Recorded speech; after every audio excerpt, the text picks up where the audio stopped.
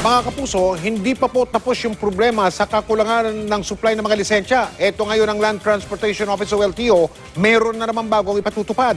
Ang mga ilalabas nila yung mga bagong lisensya, color-coded na po. Yung kulay, depende po kung student permit o lisensyang professional o non-professional para sa mga motorista. Narito ang pagtutok ni Emil Sumangil.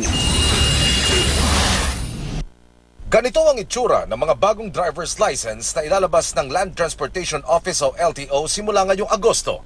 Color-coded at high-resolution daw ang bagong card kaya mas malinaw kumpara sa itsura ng lumang lisensya. Kung dati papel lang ini-issue sa student permit holder, simula sa susunod na buwan, i-issuehan na rin ang card type na kulay orange. Kulay dilaw naman ang conductor's license, habang ang professional at non-pro, kulay asul pa rin. Sa mga bagong ilalabas na lisensya, binago raw at dinagdagan ng mga detalyeng nakaprint sa card. Unang-una, ang malaking pagbabago rito, nilagay na natin yung katagang driver's license. Bukod dito, yung mga ibang details like the height, the weight, the agency, dati abbreviated yan. Ginawa na natin buong word para na hindi na rin makapag-create ng confusion. 150 pesos ang bayad sa student permit at conductor's license, habang 350 pesos naman para sa mga aplikante ng professional at non-professional.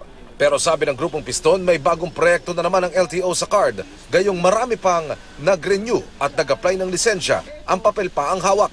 Hindi na rin daw dapat kumuha ng supplier ang LTO kung gustong makatipid at hindi na ipasa sa tao ang bayarin.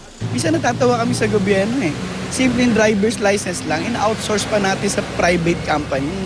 Para ba napaka-inutil ng gobyerno, meron naman tayong National Printing Office. Sagot ng LTO, mas mura ang nakuha nila sa proyektong ito. Tututukan na rin daw nila ang backlog sa mga dating license holders kasabay ng pagpapalabas ng mga bagong lisensyang ito. Dahil nga nagkaroon tayo ng konting problema sa supply, pag binigyan sila ng bagong card ngayon, wala na po silang kailangan bayaran. Emil Sumangil, Nakatutok, 24 Oras.